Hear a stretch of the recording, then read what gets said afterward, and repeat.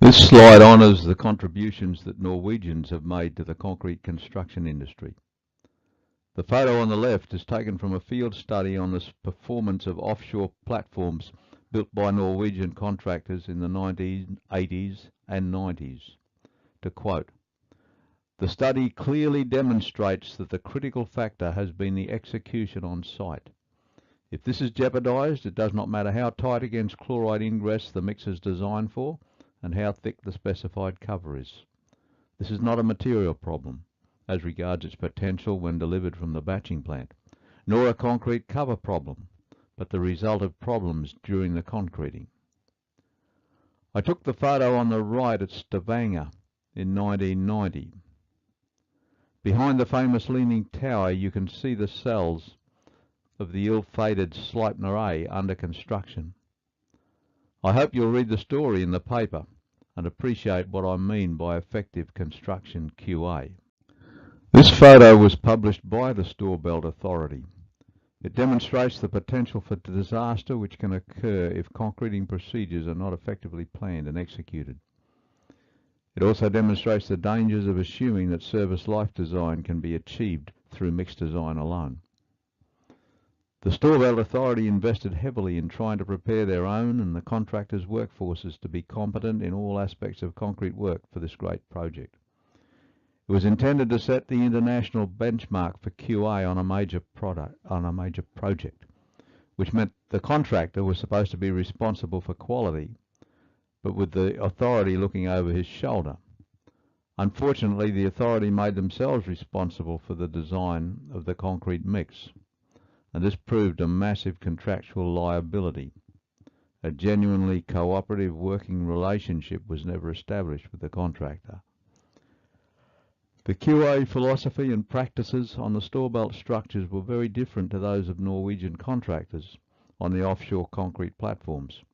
Norwegian contractors' system was contractor driven and was based on ISO 9001 1987, a simple set of requirements but adequate to ensure that effective concreting procedures were planned and implemented and properly monitored. Both this paper and its companion paper are aimed at convincing engineers and structure owners that if they want to design and build or repair concrete structures to reliably achieve their design service life, there must be a fundamental refocusing of attention from concrete, the material, to concreting, the process. The refocusing of attention on the concreting processes has to be across the board. It has to be taken up by owner, clients, and their design consultants, by contractors, concrete suppliers, and concreting subcontractors, and it has to be imparted into the workforce. I hope I can persuade durability consultants to support this initiative. You'll realise by now that I'm advocating that we go as far as we can go down the path of the right-hand column before we go down the left-hand column. That means ISO 22966 and Appendix G before ISO 16204. If we fully commit to the right-hand path, we may be able to re-evaluate the way we apply the left-hand path and greatly improve the outcomes.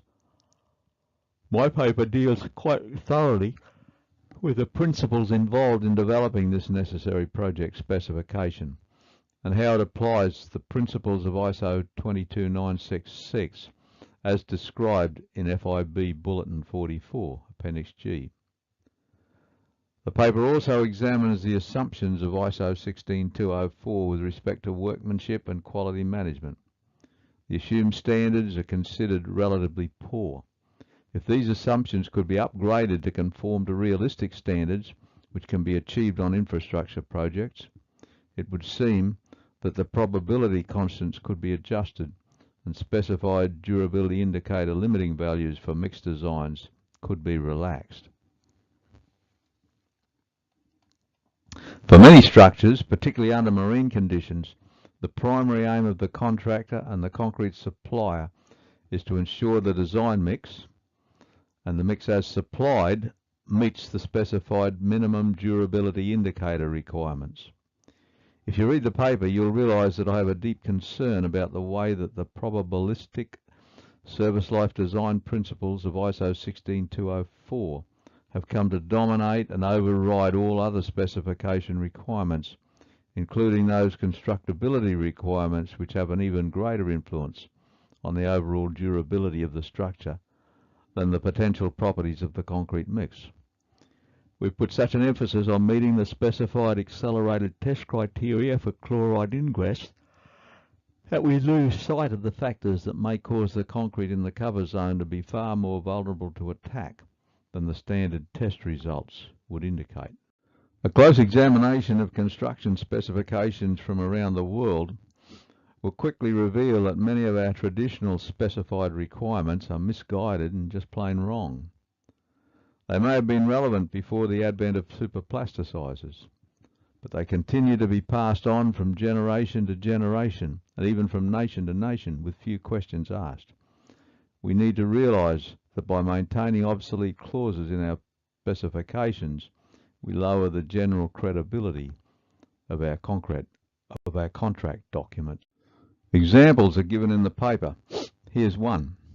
Vibration by poker vibrator should be applied systematically after placing until the expulsion of entrapped air has practically ceased.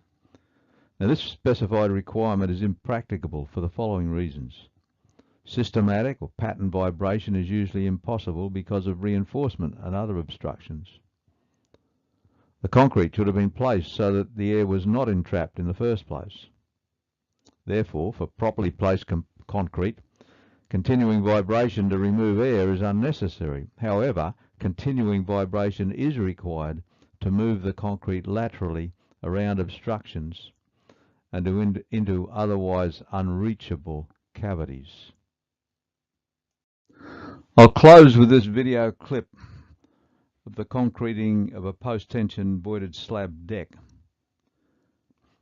But first of all, let me point out a few key principles to observe. Firstly, this is for voided slabs only, the only place that the pump hose and the vibrators can go is between the void formers, say slot number 1, in which case you have to watch the concrete coming up in slot number 3 before placing concrete in slot number 2. Now, for all pours, the discharge of the concrete must always be kept so it doesn't cover the advancing toe. The concrete must be observed working its way around all rebar and other embedments, and it must be observed flowing along and eventually up the formwork face. So thank you for your attention, and we trust you can watch for another 30 seconds or so while we run this video.